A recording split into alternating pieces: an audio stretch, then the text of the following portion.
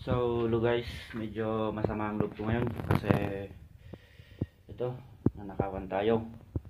Nawala yung dalawang pantalon natin, yung isa, yung jog, saka yung isa, yung Lee. So, medyo frustrated ako kasi yan, hindi ko talaga alam. Nakasampay sa dito, sa labas ng pintuan. Hindi naman sa labas, hindi naman sa labas dyan. Sa may pinagsasampayan namin. Pero dito, kaya di ko alam sino man yung kumuha.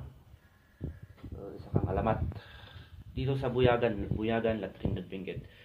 So yun, di ko alam kung sino kasi nung isang gabi kasi may pumasok ditong lalaki sa hallway. May pumasok na lalaki na naka-bonnet ng brown at saka naka-face mask. Di ko alam kung gagawin. Nakita ko siya na punta dyan pero wala siyang kinuha. Tapos kagabi yun, nakuha na yung pantalon ko.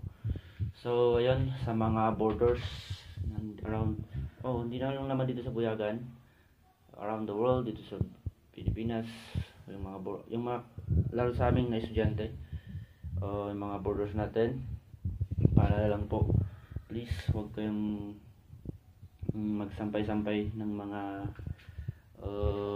damit nyo or pantalon or mga mamahaling gamit sa labas na nakabukas yung main door nyo.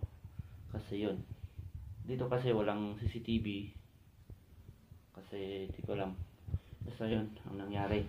Kaya di ko alam kung anong gagawin ko, pero at least importante safe tayo. So yun, nawalan tayo ng branded na pantalon. Isa na lang natira, itong gamit ko. Buti na lang, ito yung gamit ko kagabi. Di pa ako nagpalit ng natulog. Pero buti na lang di ako nakapagpalit kasi pag nilabahan ko pa to tapos sinampay ko dun, baka wala na rin to. So yun, tatlo sana yung branded na pantalon natin, pero -2, isa na lang. So it's okay. Kaya natin to. Makakabili tayo ng bago soon pag may pera tayo. So thank you so much.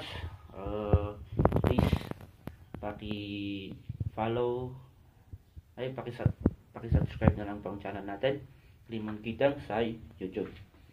So thank you. Bye bye.